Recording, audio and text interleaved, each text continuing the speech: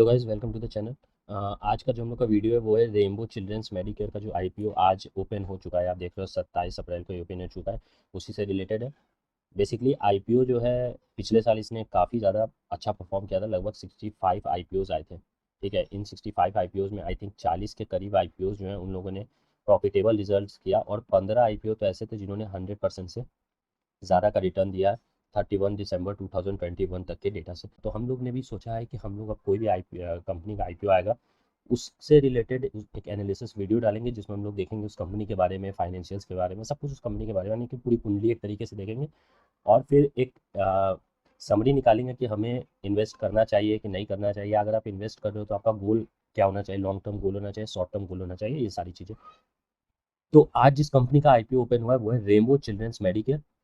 ये यहाँ पे आप देख सकते हो 27 अप्रैल को ये ओपन हो गया है, यानी कि आज ये ओपन हो चुका है। आप अपने ट्रेडिंग प्लेटफॉर्म पे जाओगे, कोई भी ट्रेडिंग प्लेटफॉर्म हो, जीरोधा काइट हो, आपका अपस्टॉक्स हो, वहाँ पे आपको आईपीओ वाला ऑप्शन आपको दिखेगा। वहाँ पे जाके आप रजिस्टर हो गया है। 29 अप्रैल को क्लोज हो जाएगा। उस जो टोटल शेयर इशू कर रही है कंपनी, ये है 2,40,09,000। 2,40,09,000। अब क्या है, ये जो टोटल शेयर जो है इसका इशू साइज जो है, बेसिकली इनको जितने पैसे की रिक्वायरमेंट है वो है 1595.59 करोड़। इतने पैसे इन्हें चाहिए। और ये जो शेयर इशू कर रहे हैं इसमें दो तरीके के शेयर हैं, एक है फ्रेश शेयर और एक है ऑफर फॉर सेल। ये शायद आप लोग को पता होगा, जैसे कैंपस का भी जो आईपीओ आया था तो उसमें जितने भी शेयर थे सब ऑफर फॉर सेल थे। ऑफर फॉर सेल का मतलब होता है कि जो भी उसके प्रमोटर्स हैं वो अपने शेयर अपने खुद के शेयर्स को बेच रहे हैं, उसको ऑफर फॉर सेल्स बोलते हैं। अगर नए शेयर निकाल के बेच रहे हैं तो उसको हम लोग बोलते हैं फ्रेश शेयर। तो इस 1595 करोड़ में आई थिंक 280 करोड़ के करीब जो है ये फ्रेश शेयर जो है 280 करोड़ का ये लोग बेच रहे हैं। ठीक है, और बाकी का जो शेयर है वो ऑफर फॉर सेल है, यानी कि जो प्रमोटर्स हैं वो खुद अपना शेयर जो है, प्रमोटर्स या जो पुराने शेयर होल्डर है वो खुद अपना शेयर बेच रहे हैं। ये इशू प्राइस है। इशू प्राइस आपको दिख रहा है कि रेंज में है 516 से 552, यानी कि यहाँ पे बुक बिल्डिंग मेथड का यूज़ किया गया है। अब ये सब जब आईपीओ के बारे में पढ़ेंगे तो बहुत अच्छे से हम लोग इसको समझेंगे। बट ये समझ लो कि जो इशू प्राइस होता है वो डिसाइड होता है दो मेथड से। एक होता है फिक्स्ड मेथड और एक होता है बुक बिल्डिंग मेथड। तो जो फिक्स मेथड है उसमें एक फिक्स प्राइस दे दिया जाता है, बोला जाता है भाई खरीदना है जिसको खरीदो। ठीक है, फिक्स मेथड में आपको एक फिक्स प्राइस दिया जाएगा, आपको खरीदना है खरीदिए, नहीं खरीदना है नहीं कीजिए। जो बुक बिल्डिंग मेथड होता है इसमें क्या होता है, एक रेंज होता है, जैसे कि यहाँ आप देख रहे हैं 516 से 552 है। इसमें बेसिकली क्या होता है कि आप जो प्रमोटर्स हैं, जो डिमांड का इसमें पता चलते जाता है। इसमें क्या है, डिमांड का आपको पता चलते जाता है। तो यही चीज़ है। फिर उसके बाद लिस्टिंग इसका एनएससी बीएससी पे होगा एज यूजुअल, और लिस्टिंग डेट जो है यानी कि स्टॉक मार्केट पे एनएससी और बीएससी में जो लिस्ट होगा ये 10 मई 2022 को होगा। तो ये इसका एक शॉर्ट इन्फॉर्मेशन होगा। तो यहाँ पे वही चीज़ देखो दी हुई है कि जो हम लोग का टाइप जो है वो दोनों है, फ्रेश इशू भी है और ऑफर फॉर सेल भी है, यानी कि नए शेयर को भी बेचा जा रहा है और प्रमोटर्स भी अपने शेयर को डाइल्यूट कर रहे हैं। जो कि हम लोग का कैंपस के केस में क्या था कि सिर्फ ऑफर फॉर सेल था, फ्रेश कोई शेयर नहीं बिक रहा था। एलआईसी का भी जो आईपीओ आ रहा है उसमें जो प्रमोटर हमारे प्रेसिडेंट है वो अपने शेयर को डाइल्यूट कर रहे हैं, तो वो भी आपका क्या है, O F S, offer for sale है। साइज जो है इस इशू का, जो फ्रेश इशू है उसका साइज है डायरेक्ट 2800 मिलियन रुपीज़, यानी कि 280 करोड़। 280 करोड़ का नया शेयर इशू हो रहा है। अभी यहाँ पे नंबर ऑफ शेयर जो है वो नहीं लिखा गया। क्यों? क्योंकि अभी नंबर ऑफ शेयर हम लोग को पता है, अभी हर शेयर की प्राइस हमें पता ही नहीं। अभी तो हम सिर्फ इस प्राइस बैंड को जानते हैं कि इस बैंड के बीच में जो है आपको लॉट मिले, आपको लॉट को खरीदना है, और वो लॉट आपको अलॉट होगा कि नहीं वो डिपेंड करेगा कि डिमांड क्या है, ओवर सब्सक्राइब है कि अंडर सब्सक्राइब है, ये सारी चीज़ें। तो अभी हमें एग्जैक्ट प्राइस का तो पता नहीं है शेयर का कि क्या इसका इशू प्राइस होगा या क्या लिस्टिंग प्राइस होगा। तो इसीलिए यहाँ पे 280 करोड़ के फॉर्म में लिखा गया है। अब यहाँ पे देखो, ऑफर फॉर सेल में इतना इक्विटी शेयर्स जो है वो बेचा जा रहा है। अब ये इक्विटी शेयर्स का दाम कितना होगा वो हमें नहीं पता। उसका दाम हमें नहीं पता। क्यों नहीं पता? क्योंकि अभी शेयर प्राइस डिसाइडेड नहीं है। बट नंबर ऑफ शेयर्स जो डाइल्यूट हो रहा है वो 2,40,09,000 प्रमोटर्स अपना शेयर डाइल्यूट कर रहे हैं। ये किसका शेयर है? ये प्रमोटर्स का शेयर है। ठीक है, टोटल इशू साइज क्या होगा वो हमें नहीं पता। ये जो आप फिगर देख रहे हो, ये जो आप ऐसे डेटा देख रहे हो, ये हमने आरएचपी से उठाया। आरएचपी होता है रेड हेरिंग प्रोस्पेक्टस, जो कि कंपनी जो है basically DRHP, draft red herring prospectus, SEBI को जमा करती है, जिसमें सारी इन्फॉर्मेशन दी रहती है। कंपनी को क्यों पैसा चाहिए, कंपनी के फ्यूचर प्लान्स क्या है, फॉरवर्ड से स्टेटमेंट कंपनी की क्या है, यानी कि फ्यूचर में वो क्या करना चाहती है, क्यों अभी पैसे की ज़रूरत है, उसके फाइनेंशियल्स क्या है, मैनेजमेंट क्या है, उससे रिलेटेड जो अदर सेक्टर्स है, जैसे कि ये हेल्थ केयर सेक्टर में आपका आ गया, तो उससे रिलेटेड हेल्थ केयर सेक्टर में जो दूसरी कंपनियां हैं वो कैसा कर रही हैं, उससे कंपैरिजन, मतलब समझो कि ये पूरा आपका बाइबल है, सब कुछ है इसमें। तो कोई भी इन्वेस्टर को कभी भी इन्वेस्ट करना है तो उसे आरएचपी रिपोर्ट पढ़ना बहुत जरूरी है, बट आरएचपी रिपोर्ट जनरली बहुत लंबा होता है, लगभग 600-700 पेज का, 800 पेज का आरएचपी होता है, तो उतना हम लोग नहीं पढ़ सकते, बहुत सी फालतू की भी चीज़ें हैं। तो मैंने क्या किया है कि वहीं से डेटा उठा के उसे पावर पॉइंट के फॉर्म में जो जो काम की हमारी चीज़ें हैं उसको अलग किया है, ताकि जल्दी से वीडियो भी खत्म हो जाए और आप एक तरीके से ओवरव्यू भी ले लो। तो यहाँ पे ये सारी चीज़ें हमें आरएचपी रिपोर्ट से पता चली। अब आरएचपी रिपोर्ट में सब रहता है, बस ये इशू प्राइस नहीं रहता। अब यहाँ पे ये सारी चीज़ों के अब देख लो हमारे प्रमोटर्स कौन कौन है। सीडीसी बेसिकली क्या है, ये जो हमारी कंपनी है, ये जो हमारी कंपनी है रेनबो चिल्ड्रंस मेडिकेयर, ये इसी सीडीसी बैक्ड कंपनी है। ठीक है, यहाँ पे अगर हम लोग लिखे हैं तो हम लोग यहाँ पे लिख सकते हैं कि ये जो कंपनी है ये क्या है, ये सीडीसी बैक्ड कंपनी है, यानी कि सीडीसी इसका एक प्रमोटर है। सीडीसी आपका हो गया सेवा कॉमनवेल्थ डेवलपमेंट कॉर्पोरेशन। अभी बेसिकली इसका नाम है ब्रिटिश इंटरनेशनल इन्वेस्टमेंट, बीआईआई होता है ये। ये भी एक तरीके से इस कंपनी के प्रमोटर है। तो ये आप देख सकते हो, ये लगभग अपना जो ओएफएस है, ऑफर फॉर सेल है, जो हमने देखा इतने शेयर्स का, 2 करोड़ 40 लाख शेयर का, उसमें 40% जो शेयर है वो अपना ये सीडीसी, ये जो ब्रिटिश इंटरनेशनल इन्वेस्टमेंट है, ये अपना डाइल्यूट कर रहा है। फिर उसके बाद सीडीसी इंडिया भी लगभग 21% के करीब डाइल्यूट कर रहा है, और ये प्रमोटर ग्रुप है पद्म, ये भी अपना 2.53% शेयर डाइल्यूट कर रहा है। यानी कि यहाँ पे जो भी बिकेगा ये शेयर, ये इसके सारे पैसे जो है वो इन प्रमोटर्स के पास जाएंगे। ठीक है, ये प्रमोटर्स उन पैसे को रख लेंगे। जो हमारा 280 करोड़ का फ्रेश शेयर है, इस पैसे का वो यूज़ एक्सपेंशन जो भी है मशीनें, इन सारी चीज़ों के लिए करेंगे। ठीक है, उसके बाद आप देख लो यहाँ पे बुक रनिंग लीड मैनेजर, जो प्रोसेस का यूज़ हुआ है इशू प्राइस निकालने का, तो हमें दिख रहा था कि इशू प्राइस जो है वो एक सर्टेन रेंज में है। ठीक है, जैसे कि कितना रेंज है, 516 से 542, 516 से 542।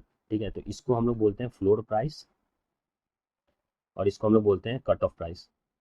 तो जब भी इस रेंज में इशू प्राइस आता है, इसका मतलब कि बुक बिल्डिंग मेथड का यूज़ हुआ है। बुक बिल्डिंग मेथड बेसिकली होता है जिसमें कि आपको डिमांड के बारे में, उस कंपनी को डिमांड के बारे में पता चलेगा, क्योंकि कोई जैसे 516 रुपये में कोई खरीद रहा है, ठीक है, कोई दूसरा आदमी है 516 रुपये में कोई खरीद रहा है, कोई 520 रुपये में, या 500 आप कह सकते हो कितना हो गया, 520 रुपये में कोई खरीदेगा, कोई 525 में खरीदेगा। अब बेसिकली इसमें भी कंडीशन होता है कि आप 516 के बाद उसमें 5-5 का इंक्रीमेंट में ही खरीद सकते हैं, या 10-10 के इंक्रीमेंट में ही खरीद सकते हैं, या आप ऐसा नहीं है कि 517 भी कोई खरीद लेगा, 518 भी कोई खरीद लेगा, ये नहीं होता है। एक रेंज डिसाइडेड होता है कि 516 है, तो उसके बाद प्लस 5 ऐड करते करते आप चले जाओ, आप उसी रेंज में लॉट्स को खरीद सकते हो। तो यहाँ पे क्या है, 516 में मान लो कुछ लॉट्स बिकेंगे, क्योंकि यहाँ पे हमें पता है कि क्या होता है, लॉट्स बिकते हैं। अगर आपको यहाँ पे शेयर खरीदना है आईपीओ में, तो आपको लॉट के फॉर्म में खरीदना होगा, यानी कि मिनिमम आपको एक लॉट तो खरीदना ही है। तो एक लॉट जब आप खरीदोगे तो एक लॉट में 27 शेयर है, तो 27 शेयर आपको मिनिमम खरीदना ही है। और प्राइस क्या है, 516 से 552, यानी कि जो रेंज होगा आपके इन्वेस्टमेंट का वो होगा 516 × 27 से 542 × 27। अब ये कैलकुलेट करके देख लो, यही रेंज होगा जिसमें आपको इन्वेस्ट करना होगा, इसी, क्योंकि इसी के बीच में या इसी इसको इंक्लूड करके ही आप लॉट खरीद सकते हो और बिड कर सकते हो, बेसिकली आप बिड कर सकते हो। तो यही चीज़ है। तो यहाँ पे क्या हो रहा है कि जो ये बुक बिल्डिंग प्रोसेस का यूज़ हुआ है, उसमें जो लीड मैनेजर है जिसने ये पूरा काम किया है, वो आपका है कोटक, जेपी मॉर्गन और आईएफएफएल सिक्योरिटीज। आप कह सकते हो कि ये तीनों क्या है, ये तीनों हमारे अंडर राइटर हैं। अंडर राइटर का काम क्या होता है, तो ये आईपीओ के पूरे प्रोसेस को देखते हैं, जो भी शेयर है वो सेल हो जाए इसके लिए भी वो लोग काम करते हैं, और अगर शेयर सेल नहीं हुआ, यानी कि अंडर सब्सक्राइब है मान लो, तो उस केस में ये भी उस शेयर को बाई कर देते हैं। तो यानी कि आप कह लो तो ये आईपीओ का सारा काम जो है वो यही अंडर राइटर्स देखते हैं, और इनका रोल जो है वो काफ़ी इंपॉर्टेंट होता है, क्योंकि ये जो इशू प्राइस है, ये जो प्राइस निकालने वाली बात है 516 से 552, ये यही निकालते हैं। तो ये बहुत सही होना बहुत ज़रूरी है, क्योंकि अगर ये प्राइस बहुत ज़्यादा है तो लोगों को लगेगा कि हम इतनी महंगी शेयर क्यों लें, तो वो खरीदेंगे ही नहीं। ठीक है, बोलेंगे कि बहुत ज़्यादा प्राइस है शेयर की। और अगर ये बहुत कम है तो जाहिर सी बात है, उस केस में जो कंपनी है, ये जो प्रमोटर्स हैं, इनको नुकसान होगा, तो ये भी नाराज़ हो जाएंगे। तो इनका जो अंडर राइटर्स होते हैं, इनका काम काफ़ी ज़्यादा रिस्पॉन्सिबिलिटी वाला होता है। ठीक है, तो ये हम लोग समझ गए। अब देखते हैं कि ये कंपनी एक्चुअल में है क्या। हम लोग ये तो इसके आईपीओ से रिलेटेड जो चीज़ों को समझ गए, हम लोग डेट समझ गए हैं, क्या मेथड का यूज़ हुआ है, ये सारी चीज़ें हम लोग समझ गए।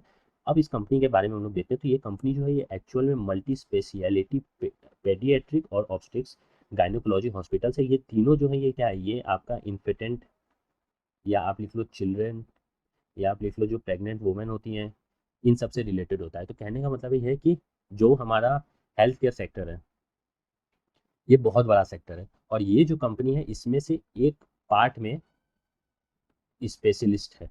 समझ में आई? मतलब पूरे हेल्थ केयर सेक्टर में एक छोटे से पार्ट को ये कवर करती है। मतलब है कि आप देख लो यहाँ पे कि ये जो कंपनी है ये न्यू बॉर्न और पेडियाट्रिक इंटेंसिव केयर, फिर paediatric multi speciality services, paediatric quaternary care जिसमें मल्टी ऑर्गन ट्रांसप्लांट होता है, मतलब यही इन लोगों का मेन बिजनेस है। ऑब्स्टिक्स एंड गायनोकोलॉजी, गायनोकोलॉजी क्या हो गया कि जो जैसे कि पेडियाट्रिक हो गया कि जो नए बच्चे होते हैं या चिल्ड्रन होते हैं, पेडियाट्रिशियन हम लोग बोलते हैं, उसका केयर करना। फिर उसके बाद ऑब्स्टेट्रिक्स जो होता है वो बेसिकली आई थिंक होता है कि जहाँ पे जो प्रेग्नेंट वुमेन है उनका पूरा ख्याल रखना, वो आपका इस डिपार्टमेंट में आ जाता है। और गायनोकोलॉजी जो है वो भी जो वुमेन है उन्हीं लोगों से रिलेटेड होता है। तो ये कंपनी इसी यही इसका कोर फील्ड है। फिर उसके बाद लगभग 14 हॉस्पिटल्स हैं इसके, 3 क्लिनिक्स हैं 6 शहरों में, ठीक है। टोटल बेड ऑक्यूपेंसी जो है इनकी 1500 है लगभग। तो इसका कहने का मतलब ये है कि ये जो हॉस्पिटल्स हैं ये बड़े हॉस्पिटल्स हैं, बिग हॉस्पिटल्स हैं, जो कि हमारे लिए एज ए इन्वेस्टर एक अच्छी बात है क्योंकि बड़े हॉस्पिटल्स हैं, 1500 बेड वाले हॉस्पिटल्स हैं तो काफ़ी अच्छा है। फिर उसके बाद है इन लोगों ने अपने ऑपरेशंस को काफ़ी ज़्यादा एक्सपेंड किया है। पहले जो है ये सिर्फ पीडियाट्रिक्स वाले फील्ड में काम करते थे, अब इन लोगों ने ऑब्स्टेटिक्स और गायनोकोलॉजी को भी इंक्लूड किया है, जो कि अच्छी बात है बिकॉज ये एक्सपेंड कर रहे हैं, करना चाह रहे हैं। फिर उसके बाद कंपनीज ने जो डॉक्टर इंगेजमेंट मॉडल है वो ये है कि जो कोर स्पेशलिस्ट हैं ये सिर्फ और सिर्फ कंपनी के लिए काम करते हैं और फुल टाइम बेसिस पे। अब उसके बाद अगर हम लोग की पैरामीटर्स देखें तो जो चीज़ हमने आगे देखी वही वही है कि आप देख सकते हो कि जो आपका बेड कैपेसिटी है वो इंक्रीज होता हुआ चला गया 2019 से 2021 तक। पहले 1100 बेड के करीब था, फिर 1300 हुआ, फिर लगभग 1500 के करीब बेड कैपेसिटी हो गई, जिसमें से ऑपरेशनल जो है वो 1132 है। ये सारी चीज़ें तो इन द सेंस की जो ग्रोथ है वो हम लोगों ने देखा है 19 से 20 और 20 से 21 में। फिर फुल टाइम डॉक्टर्स जो है वो पहले 498 500 के करीब थे, फिर 600 के करीब आए, अभी भी लगभग 593 उतना ही है। यहाँ पे उतना इंक्रीज इसलिए नहीं हुआ है बिकॉज ऑफ कोविड।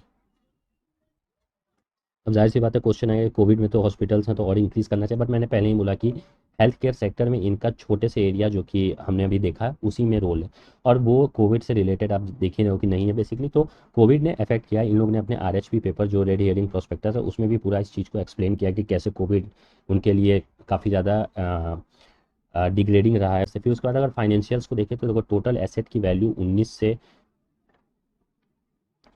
20 में इंक्रीज हुई और 20 से 21 में और ज़्यादा इंक्रीज हुई। ये टोटल एसेट जो आपके होगा ये current current plus non current दोनों है। करंट एसेट क्या होता है? करंट एसेट बेसिकली वो एसेट है तो इनको आप एक साल के अंदर बेच के कैश के फॉर्म में कन्वर्ट कर सको। नॉन करंट जो है वो बेसिकली आप इस तरीके से उसे कन्वर्ट नहीं कर सकते एक साल के अंदर।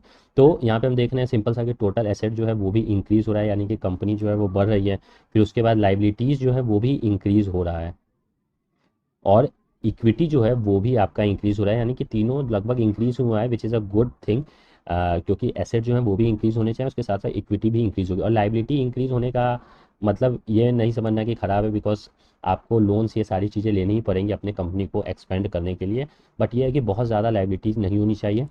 वो हमें दिख रहा है कि एसेट जो है हम लोग का वो क्या होता है, एसेट जो होता है वो हम लोग का एसेट जो होता है वो क्या होता है, लाइबिलिटी प्लस इक्विटी। और हमारा इक्विटी जो है वो जीरो नहीं होना चाहिए, क्योंकि इक्विटी जीरो हुआ तो कंपनी बैंकरप्ट हो जाएगा। तो ये चीज़ें, तो एसेट्स हमारे पास ज़्यादा है जो कि एक अच्छी बात है, और ये इंक्रीज़ करते जा रही हैं हर साल टू साल, तो ये भी एक अच्छा रिजल्ट है। फिर उसके बाद प्रॉफिट एंड लॉस स्टेटमेंट में देख लोगे तो इनकम भी आप देख लो कि 2019 से 20 में इंक्रीज़ हुआ और 20 से 21 में डिक्रीज़ हुआ।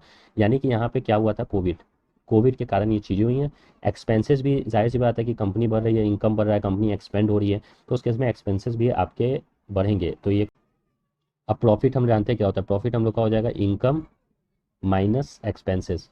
तो जो ओवरऑल प्रॉफिट है वो पॉजिटिव है, ये एक बहुत अच्छी बात आ गया। बट ये प्रॉफिट बिफोर टैक्स है, टैक्स के पहले क्या प्रॉफिट है, यानी कि ये नेट प्रॉफिट नहीं है, ये डायरेक्ट प्रॉफिट। अब इसमें से टैक्सेस इन सब चीज़ों को डिडक्ट करके हम नेट प्रॉफिट निकालते हैं। तो ये चार्ट भी देख के अच्छा लग रहा है कि कोविड के कारण थोड़ा प्रॉफिट या जो भी इनकम है वो डिक्रीज़ हुआ है, बट ओवरऑल उतना ड्रास्टिक डिक्रीज़ नहीं है, ठीक है। क्योंकि 19 से 20 में हम लोग देख रहे हैं कि काफ़ी ज़्यादा इंक्रीज़ भी इनमें हुआ था इनके प्रॉफिट। सेक्टर की परफॉर्मेंस अगर देख लो तो अगर हम बात करें पूरे इंडिया की, तो अब यहाँ पे भी साफ साफ दिख रहा है कि इंडिया का जो एक्सपेंडिचर हेल्थ केयर में वो सिर्फ 3% है, यानी कि काफ़ी कम है। इंडिया की जो कि 2013 से 2019 तक ये काफ़ी ज़्यादा 0.7% के करीब ये डिक्रीज़ हुआ है। यहाँ पे देख लो per capita expenditure on health जो है इंडिया का सबसे कम है। चाइना, ब्राज़ील और आप ये यूनाइटेड स्टेट्स, इन लोगों का देख लो कितना डॉलर है, इंडिया का मात्र 63.8 है, जो कि ये काफ़ी इशू है हमारे लिए। हेल्थ केयर स्पेंडिंग जो है वो इंडियन हेल्थ केयर स्पेंडिंग वो लगभग 55% जो है वो आउट ऑफ पॉकेट है, यानी कि लोग अपना पैसा खर्च करते हैं अपने हेल्थ केयर पे, जो कि इंडिया में नॉर्मल है, बट बाहर ऐसा नहीं होता है। बाहर जो है हर चीज़ की जो आप कह सकते हो सुविधा है वो गवर्नमेंट प्रोवाइड करती है।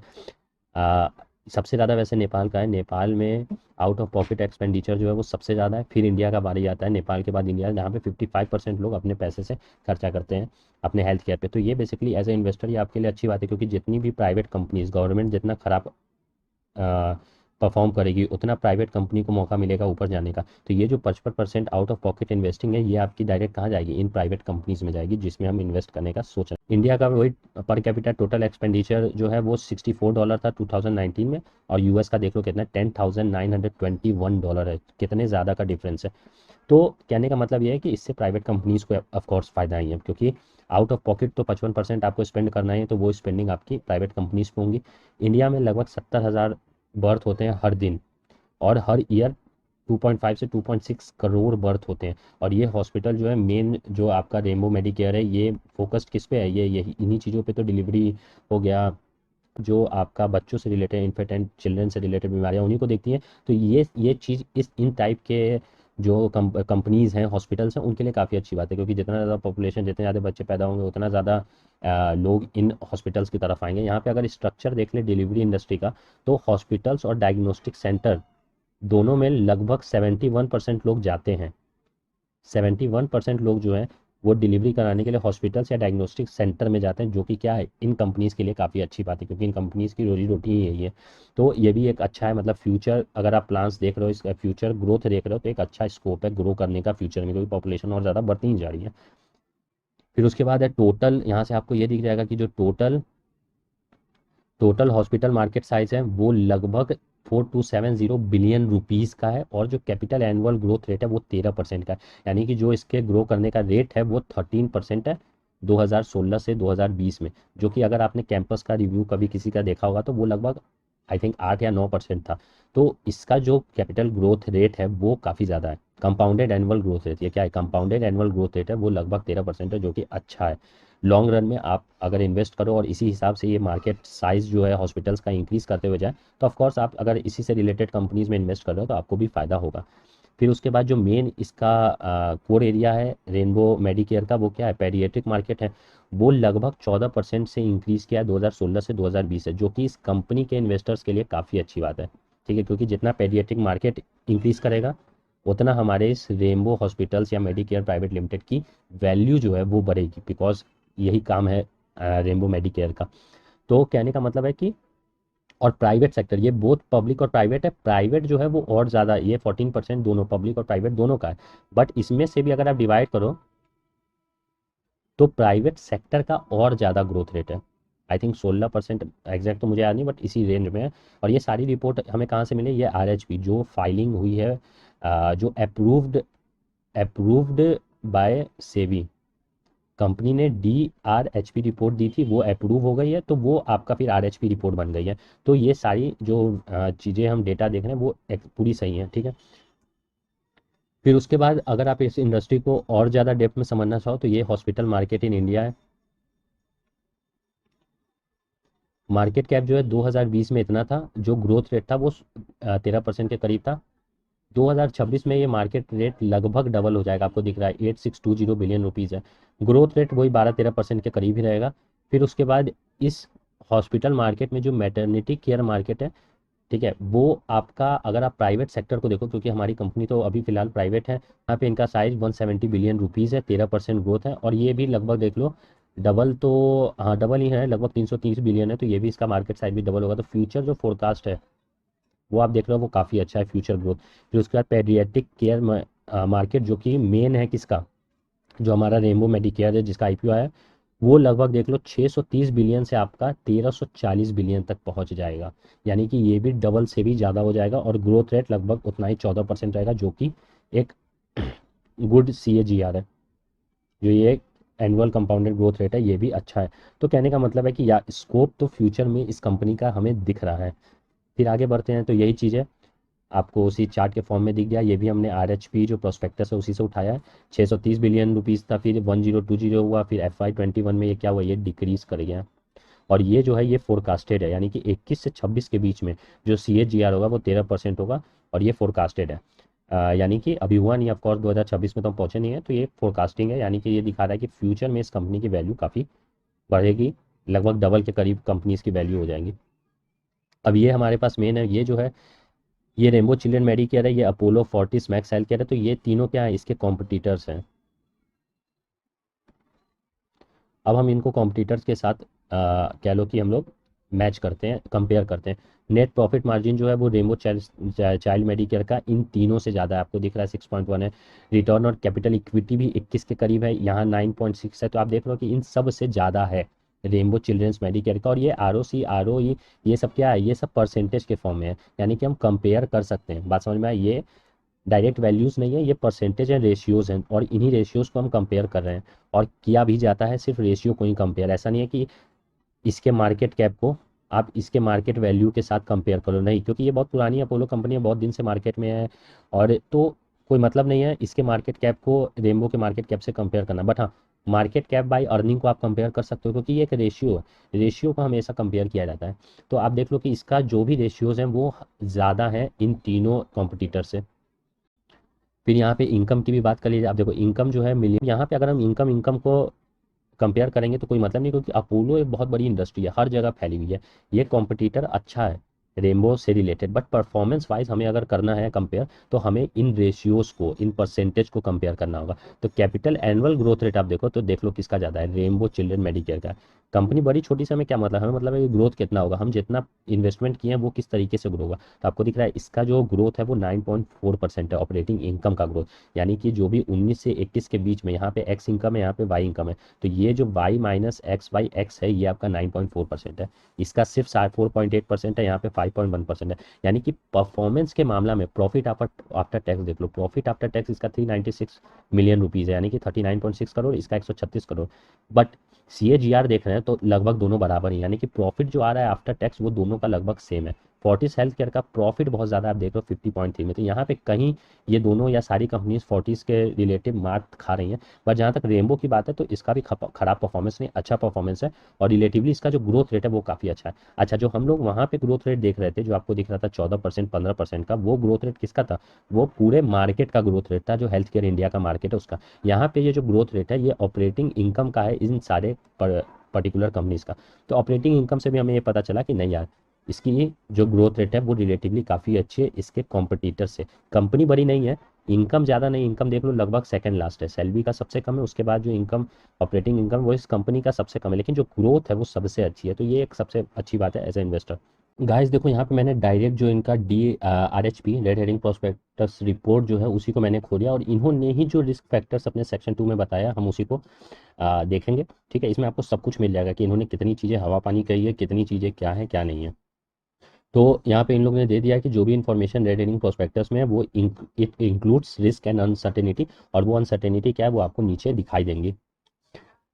फिर उसके बाद यही है risk related to our businesses, यानी कि इनके बिजनेसेस में क्या क्या रिस्क है। तो सबसे पहला देख लो कि जो आपका मार्केट कैपिटलाइजेशन दिख रहा है टू रेवेन्यू, अब चूंकि ये कंपनी पब्लिक तो हुई नहीं, तो मार्केट कैपिटलाइजेशन किसी भी पब्लिक कंपनी का क्या होता है, number of shares into market price, तो उसको हम लोग मार्केट कैपिटल बोल देते हैं। बट ये कंपनी तो पब्लिक हुई नहीं, तो इन्होंने मार्केट कैपिटलाइजेशन अपना कैसे निकाला, या जो प्राइस टू अर्निंग रेशियो है, प्राइस टू अर्निंग क्या होता है कि price of share divided by earning.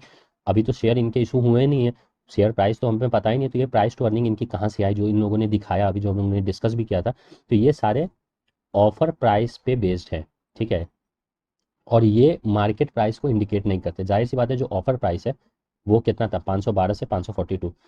But जब ये मार्केट में आएगा तो हो सकता है प्राइसेस और ज़्यादा डिक्रीज हो जाए, तो उस केस में मार्केट कैप भी डिक्रीज हो जाएगा। तो ये जो मार्केट कैप ये अभी शो कर रहे हैं, ये इंडिकेटिव नहीं है जो एक्चुअल मार्केट प्राइस होगी। तो सबसे पहली चीज़ इन लोगों ने ये बताया, ये पहला रिस्क है।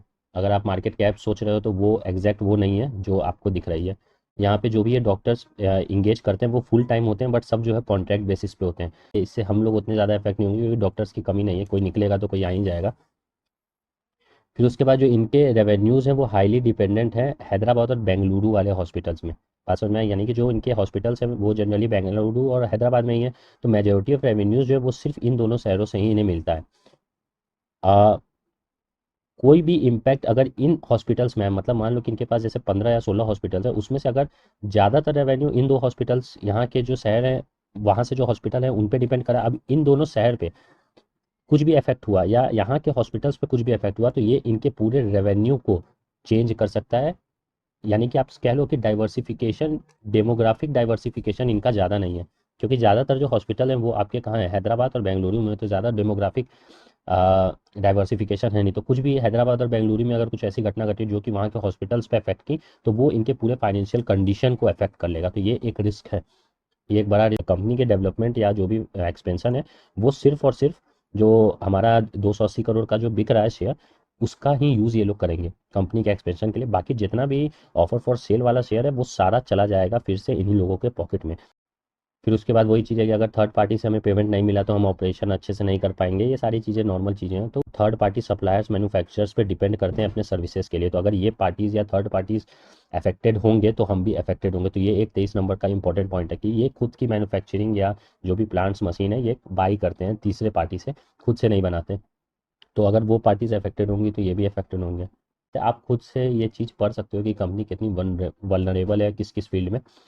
और जो इम्पोर्टेंट है वो आप देख लो। तो अभी तक कुछ वैसा खास तो रिस्क नहीं दिखा, क्योंकि ये सारी चीज़ जो है जैसे इनएडुकेट हेल्थ इंश्योरेंस इंडिया में है वो इनके बिजनेस को और कैश फ्लो को अफेक्ट कर सकती है। तो ये सब कॉमन चीज़ें, ये सभी पे लागू होती हैं, सारे हॉस्पिटल्स पे लागू होते हैं। बट हाँ, इसमें जो मेन पॉइंट्स ये था कि जो भी ये शेयर बेच रहे हैं उसमें 280 करोड़ का ही ये यूज़ करेंगे फॉर एक्सपेंशन। बाकी जो भी शेयर है वो प्रमोटर्स का बिक रहा है और वो पैसे उनके पास चले जाएंगे। दूसरा इंपॉर्टेंस ये है कि ये थर्ड पार्टी मैन्युफैक्चरर्स पे डिपेंड करते हैं, सप्लायर्स पे डिपेंड करते हैं। तो उन पे अगर कोई इफेक्ट आएगा तो इनका भी इफेक्ट हो जाएगा। तीसरा इंपॉर्टेंट ये था कि हैदराबाद और बेंगलुरु में इनके जो मेन रेवेन्यू का सोर्स है वो वही है। तो वहाँ से अगर कुछ इफेक्ट हुआ उन दो शहरों में तो वो जाहिर सी बात है वहाँ के हॉस्पिटल्स पे इफेक्ट होगा और इनकी पूरी रेवेन्यू जो है वो खत्म हो जाएगी, डिस्टर्ब हो जाएगी। ठीक है, इनके बिजनेस जो है वो सीजनैलिटी पे डिपेंड करता है। जाहिर सी बात है कि मार्च टू मई जो है कम पेशेंट्स आते हैं। ठीक है, ये भी है। तो वहाँ पे इनका बिजनेस जो है वो सीजनैलिटी पे डिपेंड करता है। हाँ, ये एक इंपॉर्टेंट चीज़ है। जो रेड हियरिंग प्रोस्पेक्टस में जो भी इंफॉर्मेशन आई है, इंडस्ट्री रिपोर्ट आई है, वो CRISIL, क्रिसिल। क्रिसिल जो है ये इसका फुल फॉर्म होता है credit rating information services of India limited. तो ये जो थर्ड पार्टी एजेंसी है इसने ये सारी चीज़ें प्रिपेयर की है। इसको इन लोगों ने कमीशन और पेड किया था for confirming our outstandings of industry exclusively in connection with the offer. There can be no assurance that such third-party statistical, financial and other industry information is either complete or accurate. यानी कि इन्होंने कुछ भी अगर यहाँ पे जो RHP report है इसमें कुछ गड़बड़ी होगी तो उन्होंने सारा सब कुछ इस क्रिजल पे डाल दिया है। तो ये रिपोर्ट थोड़ी इनएक्यूरेट भी हो सकती है, इन लोगों ने पहले ही इस चीज़ को दिखा दिया है। फिर ये सारी इंटरनल रिस्क है, एक्सटर्नल रिस्क में पॉलिटिकल इकोनॉमिक ये सब इफेक्ट करेंगे। तो ये सब जाहिर सी बात है ये सारे कंपनीज पे करेंगे। तो कहने का मतलब ये था कि हम लोगों ने देख लिया कि रिस्क जो है वो उतना ज़्यादा कुछ नहीं है। यहाँ पे आप चाहो तो पढ़ सकते हो, देख लो कितने सारे रिस्क हैं इसका। तो ओवरऑल हम लोग ने ये देख दिया था कि फाइनेंशियली जो है ये कंपनी काफ़ी स्ट्रॉन्ग है, लॉन्ग रन में ये आपको अच्छा प्रॉफिट दे सकते हैं, इसलिए आप इन्वेस्ट कर सकते हो इसमें। उसके बाद कुछ और हेल्थ केयर सेक्टर से रिलेटेड, और हम जानते हैं कि बच्चे पैदा होना ख़त्म होंगे नहीं, बिजनेस भी कभी जाने वाला नहीं है। कॉम्पिटिटर्स से जब हमने रेशियोज़ को कंपेयर किया, हमने रेशियोज़ को जो भी हमारा था उसको जब इनके कॉम्पिटिटर्स जो थे अपोलो था, फोर्टिस था, इन सब के साथ कंपेयर किया तो हमें ये देखा कि ये कंपनी कमज़ोर नहीं है बल्कि इसका रेशियो काफ़ी अच्छा है। तो कंपनी गुड है, स्टेबल रहेगी फ्यूचर में, उतना ज़्यादा फ्लक्चुएशंस नहीं होंगे इसमें, ये भी एक अच्छी बात है। वॉलेटिलिटी इसमें ज़्यादा नहीं है। तो जो रिटर्न है वो भी हमने देखा कि रिटर्न जो इसका मार्केट का था, पेडियाट्रिक मार्केट का, वो भी लगभग 14-15% के करीब रहेगा फोरकास्टेड। तो it is a good thing. 14 से 15% CAGR जो है वो एक आप कह सकते हो कि डिसेंट CAGR है। तो you can invest short term, बहुत ही छोटे टाइम के लिए इन्वेस्ट करने का कोई मतलब नहीं। अगर इन्वेस्ट करना है तो आप लोग लॉन्ग टर्म करो, जितना आपका कैपिटल है उस हिसाब से आप कर सकते हो। अच्छा, एक चीज़ मैंने नहीं बताई है, वीडियो काफ़ी लंबी हो गई, कि कौन सा इन्वेस्टर का इसमें शेयर है। जैसे हमारे QIBs होते हैं, क्वालिफाइड इंस्टीट्यूशनल बायर्स, हमारे एंकर इन्वेस्टर्स होते हैं, रिटेल इन्वेस्टर होते हैं, उसका कितना परसेंट है वो नहीं बताया, बट कोई उससे उतना ज़्यादा इफेक्ट पड़ता नहीं है। तो आप हम लोग बेसिकली रिटेल इन्वेस्टर्स में ही आते हैं। या तो हम लोग 2 लाख से कम का लॉट खरीदेंगे, शेयर खरीदेंगे, या 2 लाख से ज़्यादा का। तो 2 लाख से ज़्यादा का अगर आप रिटेल इन्वेस्टर को खरीद रहे हो तो आप basically HNI, high net worth individual में आ जाते हो, तो यहाँ से आप खरीद सकते हो। तो ये सारी चीज़ें हैं। कहने का मतलब ये है कि आपको अगर अपने लॉट को बुक करना है तो घर में जितने भी लोग हैं उन सब के अकाउंट से आप लॉट्स को बुक करो, क्योंकि जो शेयर्स अलॉट होंगे वो ज़रूरी नहीं है कि आपने किया तो आपको हो जाएंगे, क्योंकि आईपीओ में शेयर अलॉटमेंट का प्रोसेस अलग होता है। अगर आपको पता होगा तो अच्छी बात है, नहीं पता तो हम लोग डिस्कस करेंगे इस पर कभी और किसी वीडियो में। तो आपके पास 3 4 5 अकाउंट है, आप उससे रजिस्टर कर सकते हो, और फिर देखा जाएगा इशू प्राइस क्या होती है, लिस्टिंग उसके हिसाब से कौन सा प्राइस फिक्स होता है और आपको शेयर मिल पाता है कि नहीं। तो यही सारी चीज़ें हैं। होप ये एनालिसिस आपको ठीक लगा होगा, और आगे भी ऐसे कोई आईपीओस आएंगे तो उसमें हम लोग एनालिसिस अपना देंगे। थैंक यू, मिलते हैं नेक्स्ट वीडियो में।